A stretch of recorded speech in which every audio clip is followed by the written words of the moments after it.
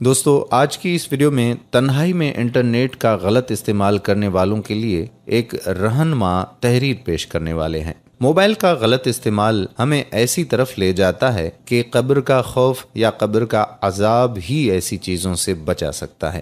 آج ہم آپ کے ساتھ نصیحت سے بھرپور اسلامی واقعہ پیش کرنے جا رہے ہیں، جس سے نوجوان نسل کو ضرور ہدایت نصیب ہوگی۔ ڈاکٹر نے مجھے بلڈ ٹیسٹ رپورٹس بتائیں تو مجھے دھچکا لگا۔ جس کا خدشہ تھا وہی ہوا۔ مجھے لاسٹ اسٹیج کا کینسر تھا۔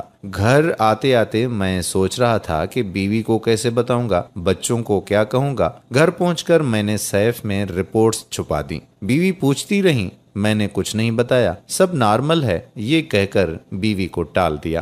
رات کھانے کے بعد واک کرنے نکلا تو دل بند سا ہونے لگا۔ کس کا دل کرتا ہوگا یہ چمکتی دمکتی روشنیاں، یہ چہل پہل، یہ ہنسی قہقہے چھوڑ کر جانے کا؟ پیاری بیوی، پیارے پیارے بچے چھوڑ کر کیسے جاؤں گا؟ ایک لمبی پتلی سی اندھیر قبر میں کیسے رہوں گا؟ وہ شخص کہتا ہے کہ میں چلتا رہا اور سوچتا رہا حتیٰ کہ قبرستان آ گیا۔ قبروں کے کتبے جیسے مجھے بلانے لگے۔ میں بیچ کے اونچے نیچے راستے پر چلنے لگا۔ قبریں خاموش تھیں، لیکن کیا ان کے اندر واقعی خاموشی تھی؟ ایسا سناٹا پہلے دیکھا ہوتا تو خوف سے میری جان نکل جاتی، لیکن آج دل بے خوف سا تھا، بلکہ ان چپ چاپ پڑے مکینوں سے ہمدردی محسوس ہو رہی تھی۔ کچھ چھوٹی چھوٹی، کچھ بڑی قبریں، کچھ مردوں کے نام، کچھ پر عورتوں کے نام: غلام مصطفیٰ بن غلام محمد، مرحوم جاوید اسلم چودھری، مختار خان، آنسا الفت بطول، خورشید انور، بیگم رضیہ سلطانہ،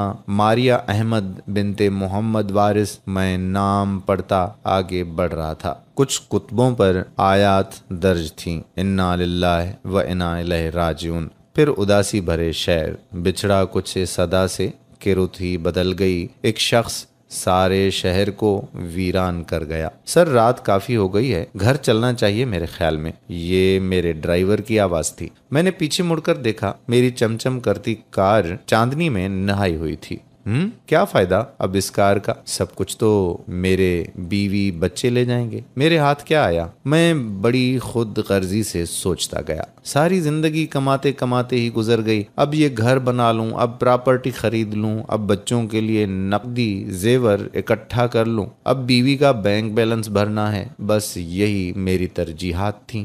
گھر، گاڑی، موبائل، سب کچھ تھا میرے پاس، بس سکون نہیں تھا۔ اس سکون کی خاطر میں بیوی سے چھپ کر گندی ویڈیوز دیکھتا تھا۔ دنیا کے سامنے میں نیک مرد اور سلیم الطبع تھا۔ ہلکی سی داڑھی بھی رکھی ہوئی تھی، نماز روزہ بھی قضا نہیں کرتا تھا، لیکن میں اندر سے بے حد بدنیت اور بدبودار شخص تھا۔ جب بھی میں اکیلا ہوتا تو فحش موویز دیکھنے لگتا۔ یہ لت مجھے 9 عمری سے پڑ گئی تھی۔ باوجود کوشش کے میں عادت نہ چھوڑ سکا تھا۔ شاید یہی وہ چیز تھی جس نے میری زندگی کے سکون کی چادر یکسر کھینچ لی تھی۔ اچانک میرے پاؤں کے نیچے ایک نوکدار پتھر آیا تو میں لڑکھڑا گیا۔ یکدم میری ساری سوچیں غائب ہو گئیں۔ پتہ نہیں کتنی دیر میں یوں ہی کھڑا قبروں کو دیکھتا رہا۔ پھر اچانک میرا دل کیا کہ کاش کوئی قبر والا مردہ زندہ ہو جائے اور مجھے بتائے کہ اس کے ساتھ اصل میں کیا ہوا۔ جب وہ قبر میں جا کر لیٹ گیا اور اس کے سب رشتہ دار قبرستان کی وحشت سے بیزار تیز تیز قدموں سے واپس چلے گئے تو اس پر کیا بیتی؟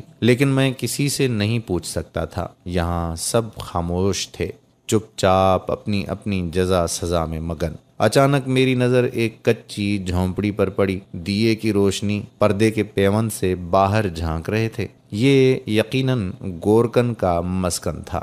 بابا جی، نہ جانے آپ نے کتنی قبریں کھودیں، کتنوں کے اخروی انجام آپ کو معلوم ہوں گے، بس مجھے کوئی نصیحت کر دیں، میں نے چمکتی پیشانی والے بابا جی سے کہا۔ میرے لہجے میں کینسر زدہ انسان کی بے بسی تھی۔ پتر، سچے رب کی سچی اطاعت ہی کام آتی ہے اور کچھ یہاں کام نہیں آتا۔ بس تو اکیلے میں رب کی اطاعت کرنا سیکھ لے۔ جب تو اکیلی قبر میں لیٹے گا تو وہ رب تیرا ساتھی بن جائے گا، بابا جی نے کہا اور دیا تیز کر دیا، اپنے طاق کا بھی اور شاید میری امید کا بھی۔ سر، آپ یہاں ہیں؟ میں پریشان ہو گیا۔ میرا ڈرائیور مجھے ڈھونڈتے ہوئے بابا جی کی کٹیا تک آ گیا تو میں نے بابا جی کو سلام کیا اور الٹے قدموں واپس چلا آیا۔ جب میں گاڑی میں بیٹھنے لگا تو میں نے ایک نظر پورے قبرستان پر ڈالی۔ کچھ قبروں کے مکین مسکرا کر بابا جی کے لفظوں کی تاکید کر رہے تھے، وہ خوش تھے اور چہچہا رہے تھے۔ باقی قبروں کے مکین حسرت و یاس کی تصویر تھے، وہ اپنے کفن نوچ کر چلا رہے تھے کہ ان کا کوئی ساتھی، کوئی مددگار نہیں۔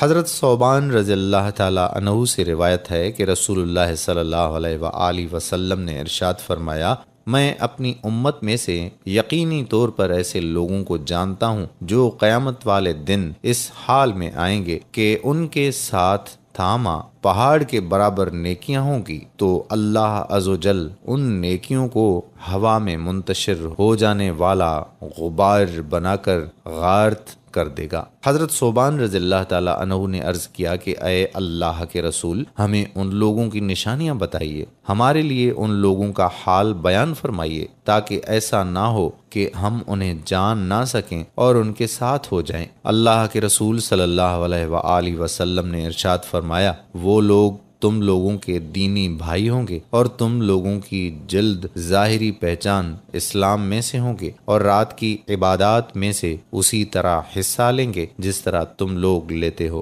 یعنی تم لوگوں کی ہی طرح قیام اللیل کیا کریں گے، لیکن ان کا معاملہ یہ ہوگا کہ وہ لوگ جب اللہ جل جلالہ کی حرام کردہ چیزوں اور کاموں کو تنہائی میں پائیں گے تو انہیں استعمال کریں گے۔ بحوالہ سنن ابن ماجہ، حدیث نمبر 4386، کتاب الزہد، باب 29۔